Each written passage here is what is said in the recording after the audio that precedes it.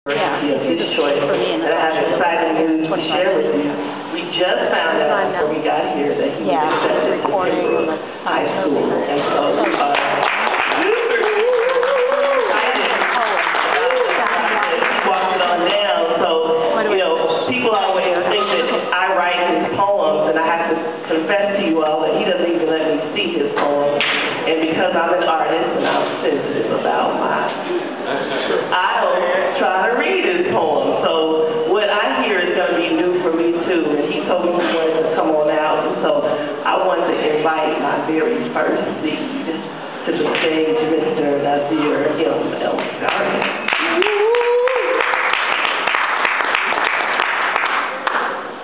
Hello, can you hear me? Yeah.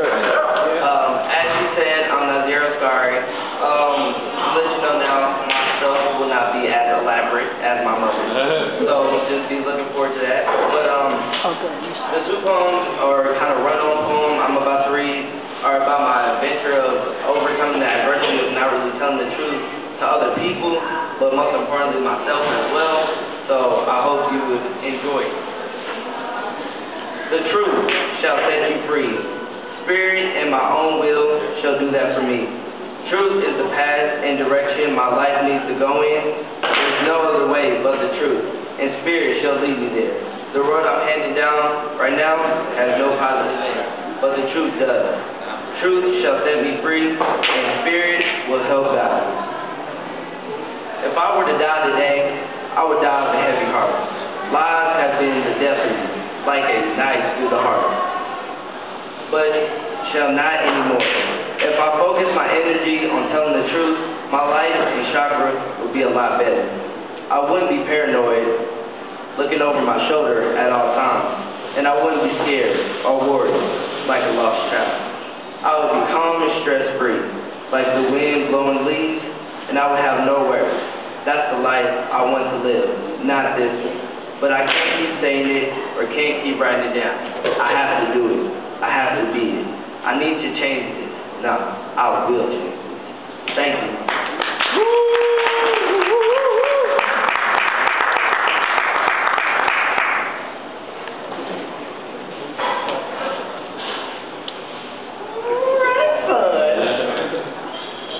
Well, I celebrate that with you. Let me know how I can help you.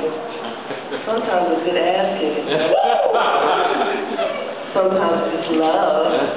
We all got to walk down our thing, so I hear you. So, I want to honor, that everyone is here and present and all of that.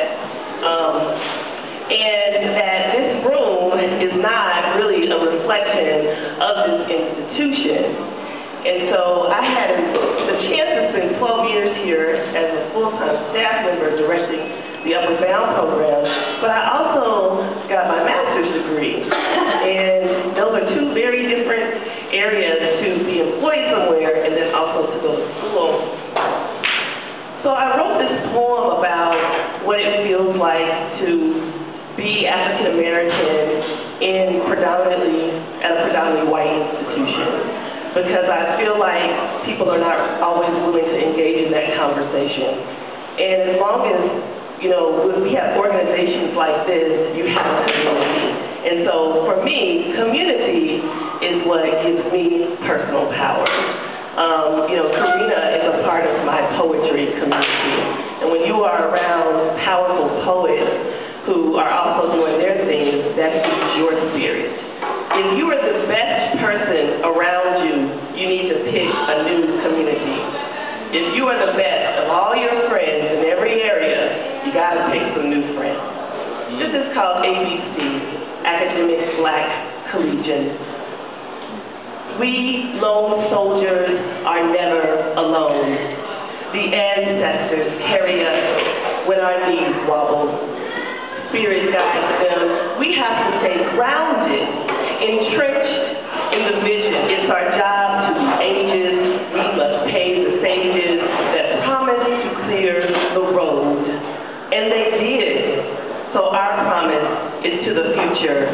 Any road traveled, though narrow and dark, has a school, a herd, a pod, tribe, lineage, circle, cluster of our people, a sigh of thank you clears the road so we can go deeper, become intimate with the breath of fatigue. We keep going, swimming in the unseen school. We use each other's shoulders. We match skin colors. We alma maters. We fight back the institutional whackness. Don't be giving up the blackness. We are never alone. Our ancestors sometimes drag us along through silence, and we can connect like air, like breath, like birth, like sex, getting goals met, thrusting through bush, swallowing trees, boxing with the thickest of brush, bringing old theories to cease, creating the aesthetic to us that is pleasing. We be queasy, it ain't easy, but it's back to back, and on the ground, we can push against each other to stand up. Spirit guides them, the ancestors cheer us. We owe it to our children. We can never give up.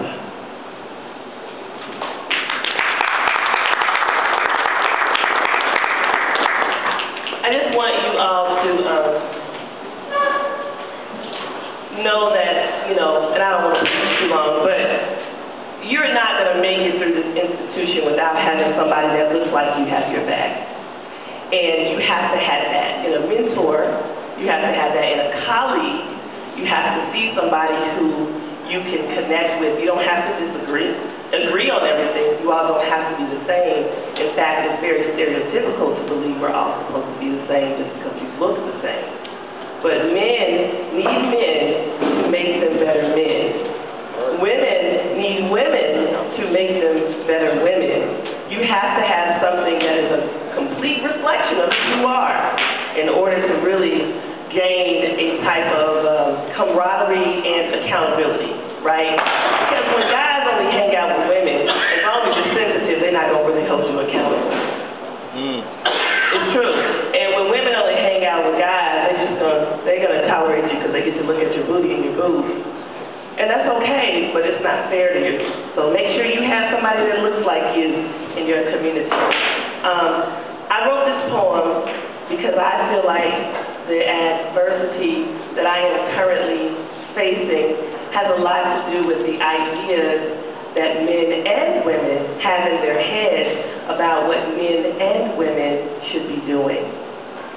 My daughter asked me yesterday if I was okay with her becoming a wrestler. And I said, absolutely. I am absolutely okay with you becoming a wrestler because it's your life. So when I think about what I want to put inside of my daughter and what I want to put inside of my son and my nephew, I wrote this poem. It's titled Boys, but it's just about the kind of man that I want to see in the world. And I think that men have a very special gift to help people overcome adversity.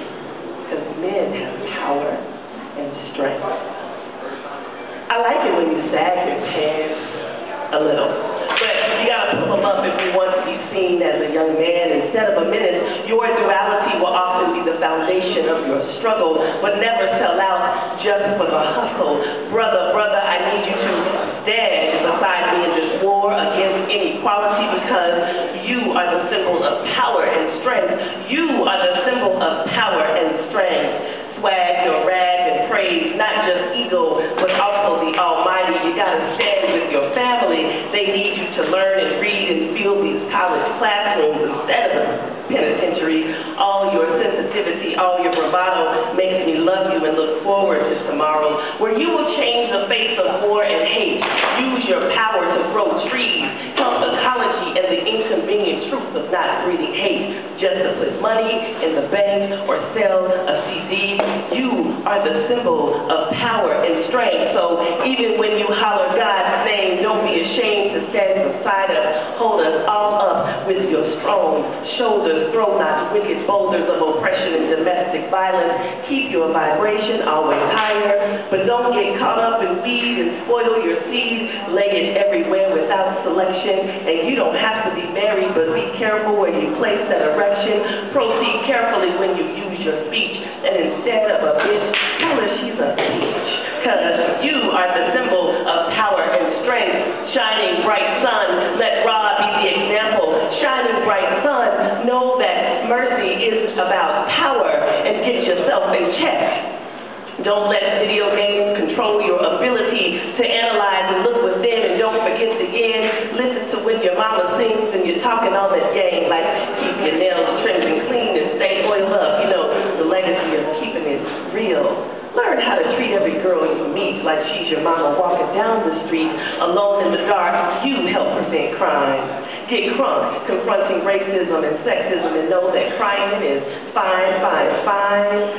You are so fine when you show the other side.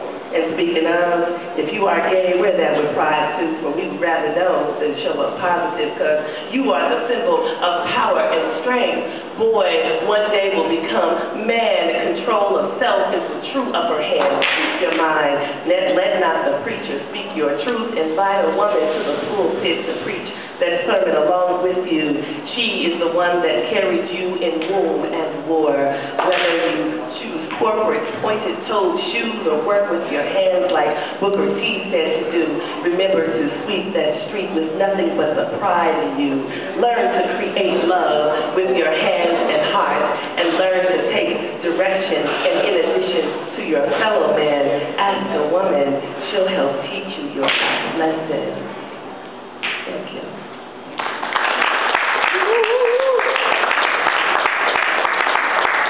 I do want to say something briefly about the Poetry for Personal Power movement. It would be great if you all took advantage, not just for the financial part, but if you ever wanted to use something to push your agenda, your beliefs and ideas of what you think is important.